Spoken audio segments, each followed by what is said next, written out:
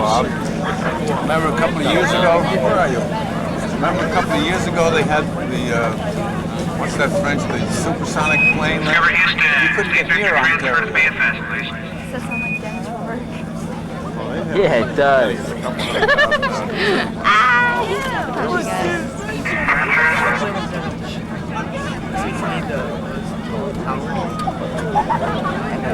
That's what he does in his secret time.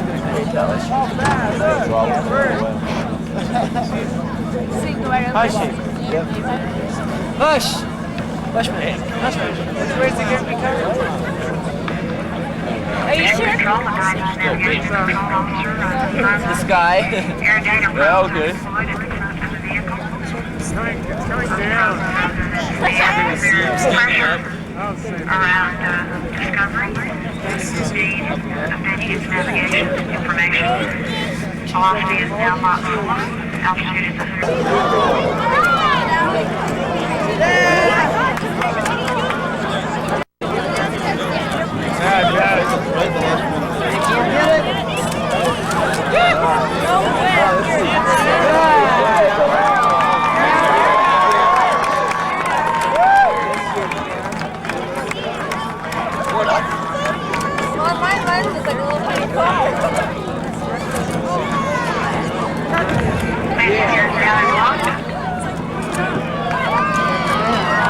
And it rolls over backwards.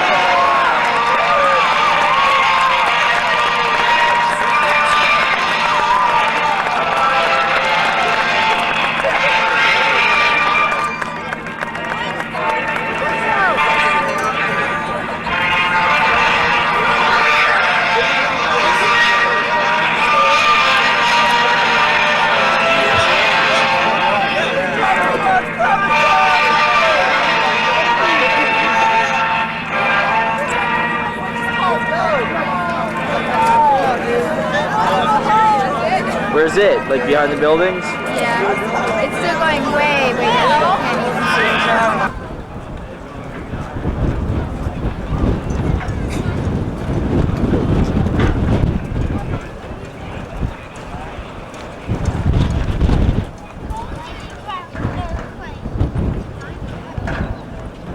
Go to the other side.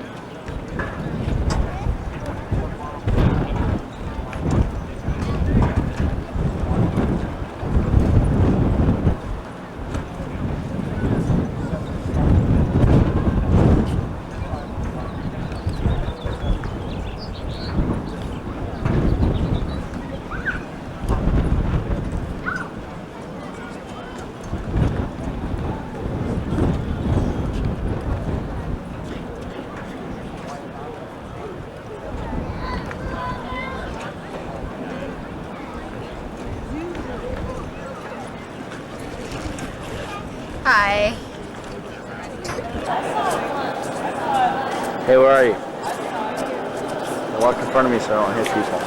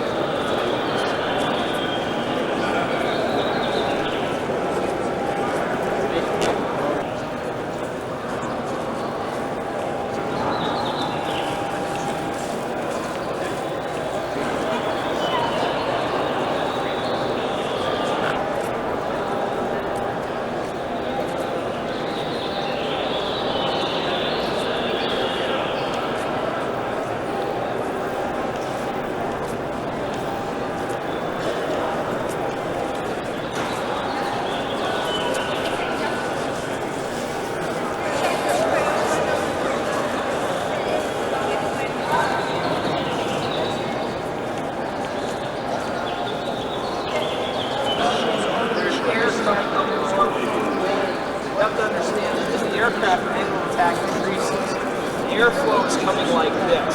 Say this is the forward part of the wing. It comes over here. Instead of traveling along the wing, separates.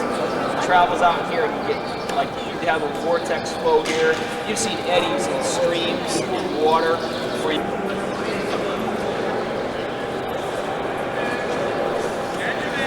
Because when the space shuttle came in.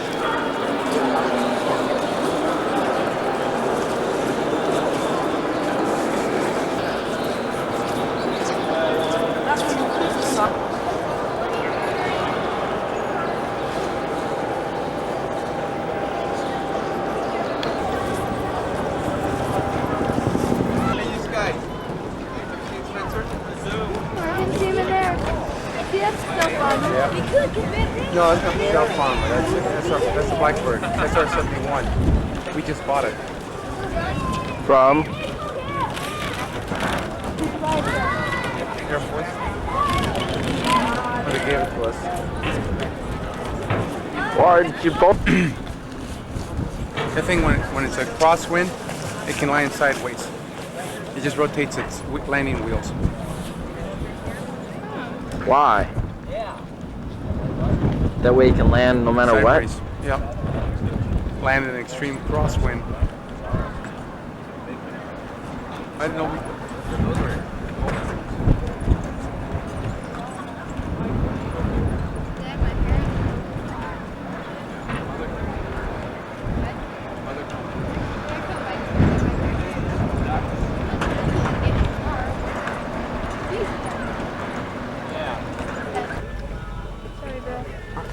that pipe is connected to the orbiter. Oh. Tracy, can do we stay have your there. binoculars? I don't know honestly where I put them. So what are they doing? Like measuring the temperature of the engines or something? No, they're one of those is Gassing it. Spence, can you like? Regassing it. no.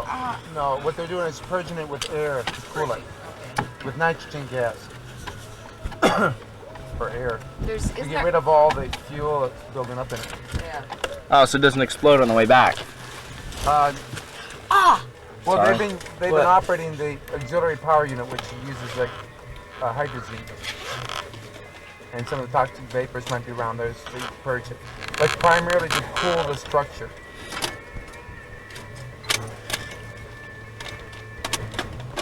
Did you find it, Trace? Yeah, she's looking through my Here you go. I thought you'd one. Once I you just let looked somebody at else him. look. Yeah, I'll take real Let's quick. open the door. Let me open the window. It's a lot better. Dang, how small. What can you see?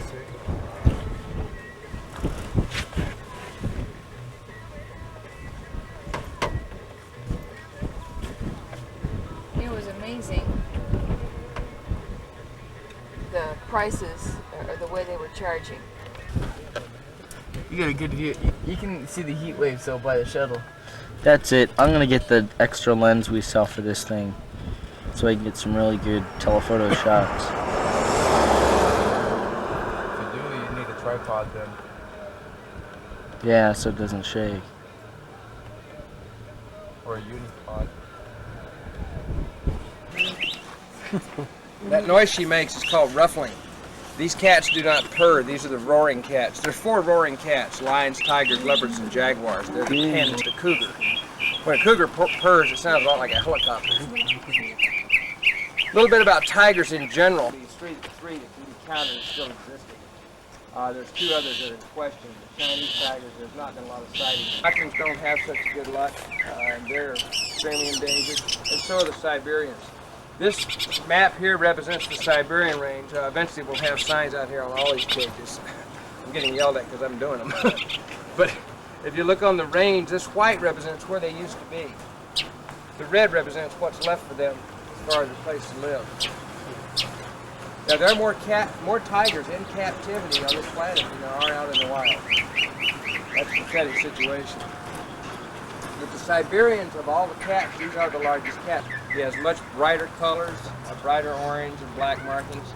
The Siberians have a lighter color and a heavier pigment. If you shave all her fur off, that's what you're going to find underneath. And it's unique to every tiger. No 2 tigers are identical. So it's also a fingerprint. You can photograph their forehead and track these cats if they're loaned to another zoo or another compound. If they change their names, we still be able to know who the cat is just by the photograph.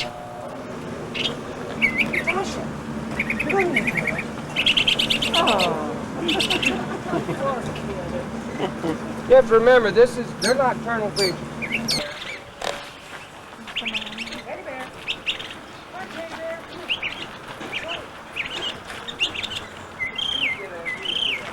Now, if she moves, please tell me. I mean, if she acts like she's moving, please tell me.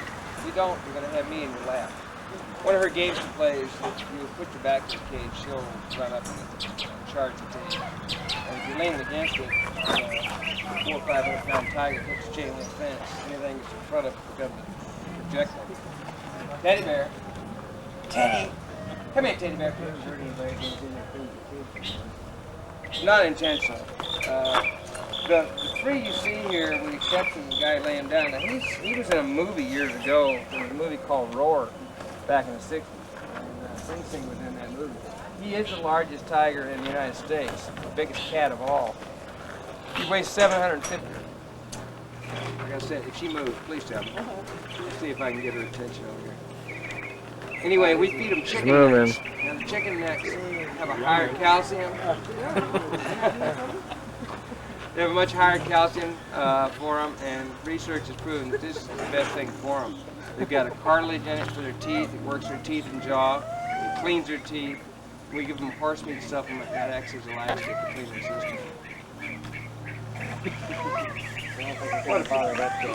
What a pathetic sight, guys. Singer. Hey, Singer, come here. Come here, Singer. Come on. Now, their average life in the wild would be about 15 years. In captivity, Sing Sing here on the bottom, he just turned 18 about 2 weeks ago. His father was 24 when he passed away, and he was still breeding. Now, he is the father of all of the other three tigers, and it's very natural for them in the wild. The father will breed with the offspring. The brother won't breed with the sister, but they'll do this in the wild. And right now, we are letting them be together, more for her sake than for needing a litter of cubs right now, because she's in her breeding prime and she needs to be bred or she'll tend to develop infections. And we're putting on a show today. Once again, I ask your cooperation. If I get her up, don't let her hit this fence. Teddy bear, come here, Teddy. Come here, Teddy bear. Teddy bear. Teddy bear. Come here. Come here, Teddy. Not on your life. How do you argue with an animal that big? They don't want to get up, they don't get up. Like any cat. A rule of thumb out here, if you want the best time to come for a tour, is about 3:30 in the afternoons. Because that's when... Oh, hi there. Hi there. If you come down off that box, Dad will get up. Teddy bear. Come here. Come here. Yeah, go wake him up. Go wake the old man up. This might run your tour a little longer by spending so much time with these guys, but if he gets up, he's worth the wait. Singer. Singer. Come on, get him up, Ted.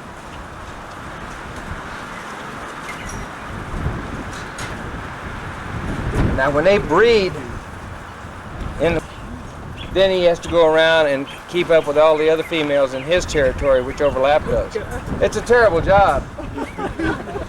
It's actually hard for them because they also have to go out and manage to get their own food because they're not like lions. They don't get waited on by the females. She's going to get him up. She's really playing around with him. Maybe she won't.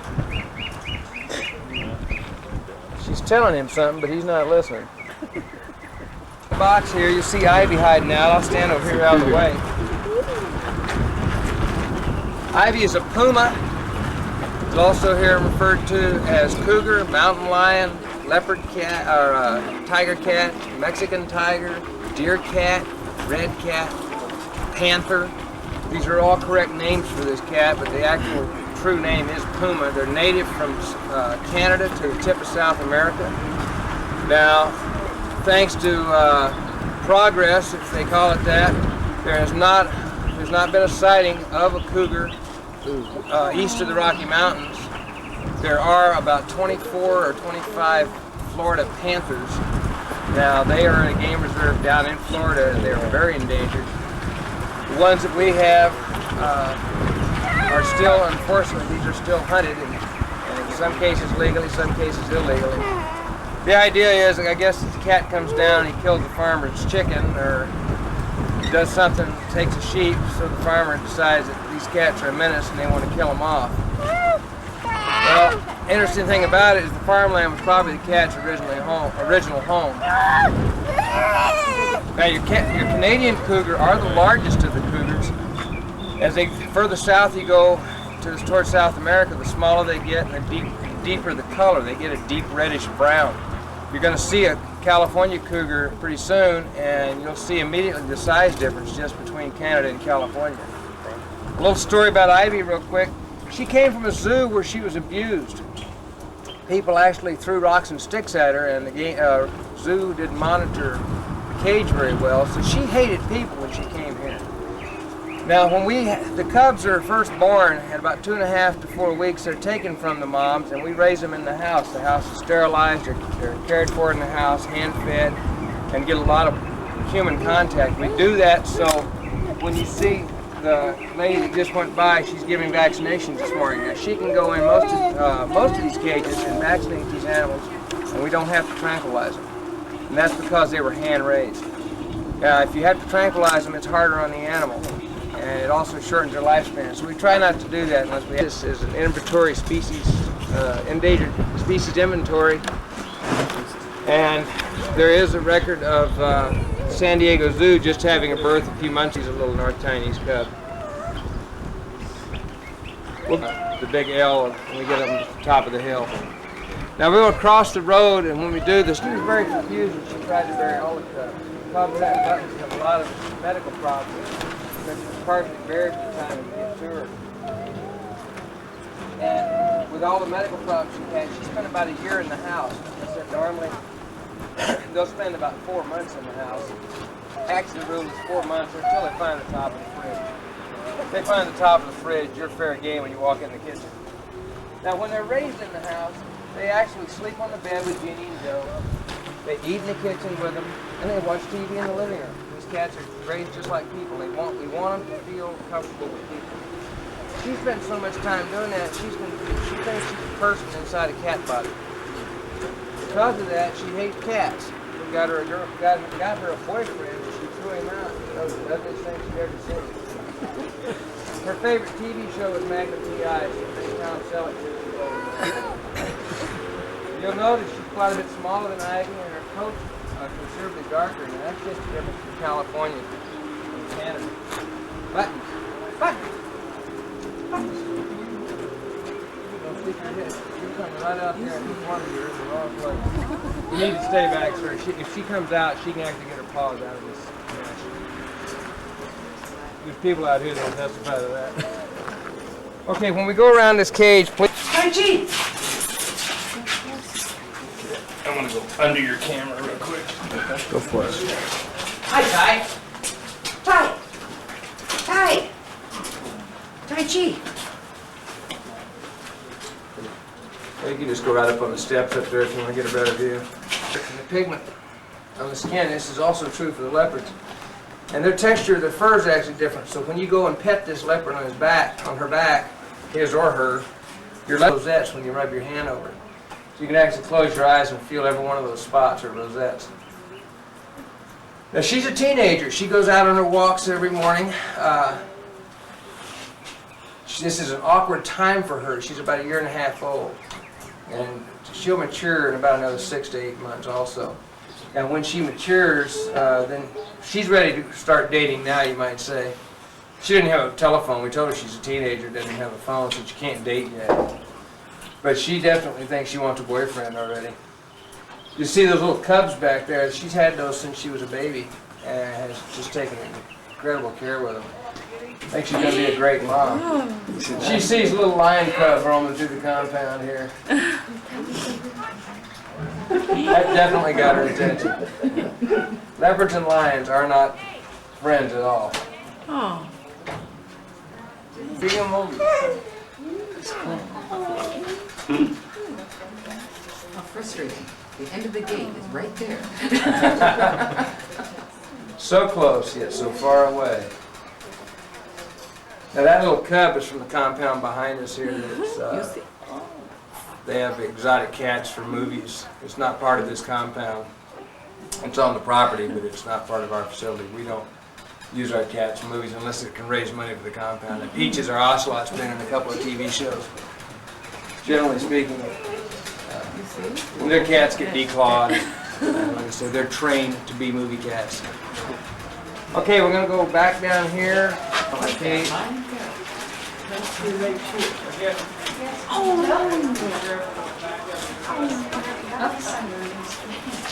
Pharaoh's actually trained these animals to find remains of this cat in some of the tombs.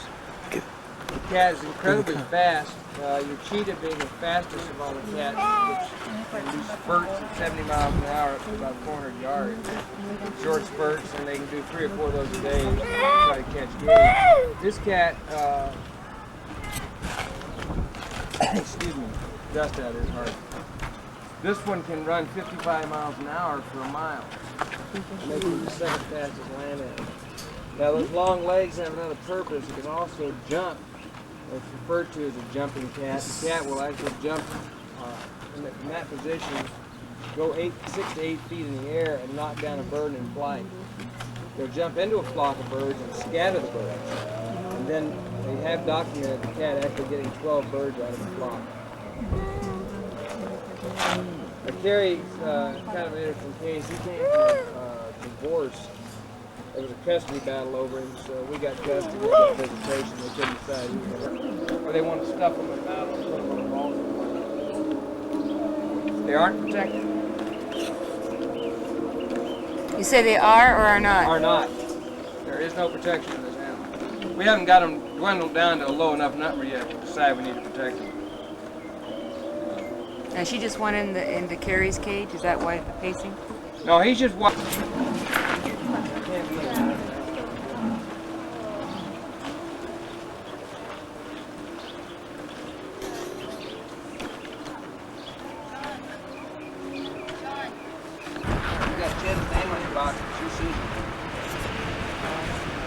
Everybody goes, oh. Okay, let me tell you about our 3-legged leopards. We have 2 of them. One up in the box up there is Chin Chi. This is Sue Lin. Now, Sue Lin was born in a zoo. If I go up here, maybe my voice will hear better. I'm not talking to the wind. You guys can stay there. I'll just get out of the way. Also want to be out of her way. When she was born in a zoo, first born, she had an infection, so she was in the clinic. And as a tiny cub, her cage was placed too close to another cat's cage. Remember I said they're territorial. She stuck her leg into the other cat's cage and the cat bit it off. Well now, when we first got her, we were concerned about her being able to get around with the other cats. She was raised in the house with Shuttle, the bobcat, with one of our cougars named Sandy. You won't see Sandy on the tour today because most of our female cougars, as a matter of fact, Buttons is being moved over with them this week. We're moving all the female cougars over because the in vitro fertilization is going to be done next week, starting next week. So female cougars are sort of being moved away from the traffic. But she was raised up in the house, and the main concern was that the 4-legged cats wouldn't beat her up. Well, we were off base with that. She actually beat up the 4-legged cats. She thinks 4-legged cats are deformed. She does not know she needs 4 legs. I'll give you a classic example. If you move down here around the corner, she made one jump and she hit the rock. Didn't even pause. She bounded from the rock to the top of that box. She never touched the cage anywhere except the rock to the box, pound per pound, as opposed to like the tiger. If you want to look behind you, you see that little lion cub there. He's playing. Wonderful. Now with that strength, no problem for a 110, 115 pound leopard to take a 220 pound antelope, drag it up a tree in his mouth, and run up a tree with it. Oh, there you are. Hi, Ears. Did you get a name yet? I think Ears is appropriate, don't you? Yeah. Hi, Ears. How old is he? 8 weeks, 8.5. 8.5 now. Get it, girl.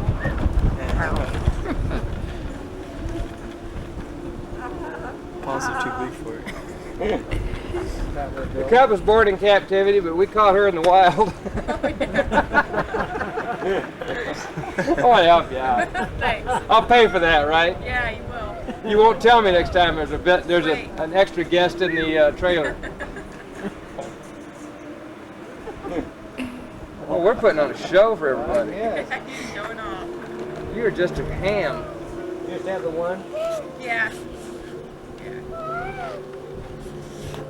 I missed him coming down. I know. He was running. I had to carry him out the gates. Maybe if I get time, I can come up and see him. When I put the sign on it. Okay. If the post is reasonably perpendicular. We can twist. We'll just... Now this is Big Mac. Makuro actually translates totally black. Did you get a? Don't you know? To raise money at a black tie function this fall. Now Mac is an Asian leopard. This black coloring, it's actually the melanistic gene. It's a recessive gene. It's very random. You have no idea when it's going to come. He can mate with another black leopard and produce normal colored cubs. Two normal colored cubs, like our Africans over here, can turn around and produce a black cub. So it's just whenever it shows up, it shows up. He's not actually black, he's a deep dark brown. If you look real carefully, you'll see the spots and rosettes in his coat. Now he came from this compound up above. Originally he was supposed to be a movie star. They were a little short-handed when he was first born, so he spent most of his time down here at his early age. Then when he did finally go up there, got into some stuff, got sick. It was nobody's fault, but he remembers that. These cats never ever forget. They never forgive you when you make a mistake, and they'll never forget something that happens to them. Because of that, he remembers illness, he remembers pain, and he remembers it happened up here. So he won't work with them. So the volunteers got together and bought Mac and brought him down here. Now we've got a big Mac club. It's a $100 donation in the gift shop, and with that donation, you're helping build him a facility just like that one, and also get him.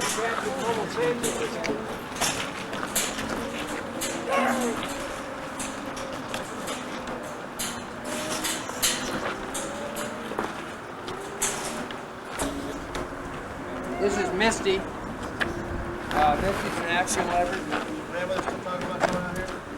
Now you see her limping. So much. She came from a magic show. And when she was very young, she hurt her paw. Now remember I said that these cats never ever forget.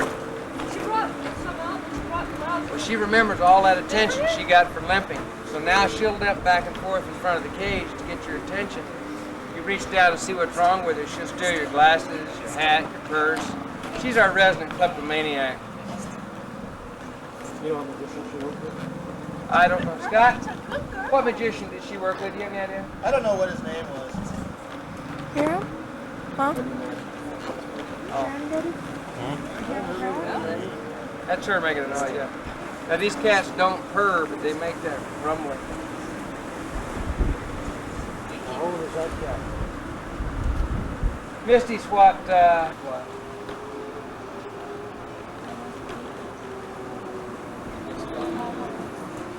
What's her value? What price?